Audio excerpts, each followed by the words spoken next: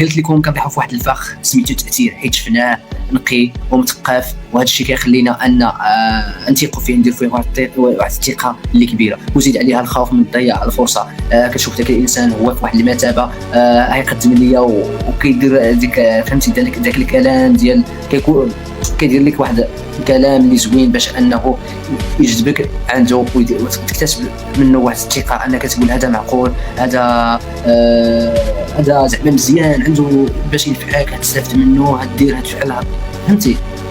باش انك تنجذب ليه، فهمتي؟ وهذا الشيء اللي يخلي واحد الثقه انك تكتسب منه، وكتقول هذا الانسان الا ضيعت فرصه كبيره. وهذا الشيء اللي كيخلي بزاف ديال الناس يتنصبوا عليهم في الكورسات، وبزاف ديال الحوايج كتشوف داك الانسان درتيه فيه الثقه، درتي فيه شحال من حاجه، وكتشوفو كيقول لك بشويه صباح الخير عليكم، عندي واحد الكورس اليوم الحد، انا مسافر، انا كذا، وغندير لكم واحد الكورس، وهذا الكورس الفلوس ديالها راه شي حاجه صغيره، غير كتخسر الفلوس، لا احسن انك تانفيستي في هذا الكورس ديالي. الا ما عجباتك الكورس انفيستي هنايا، الفلوس ديالك ما تخسرهمش. انا كنقدم لك واحد المعلومه كيزوي معك بواحد الكلام الرقيق باش انك تنجذب، باش انك يبيع لك ذاك الكورس، باش انك ينصب عليك، لانه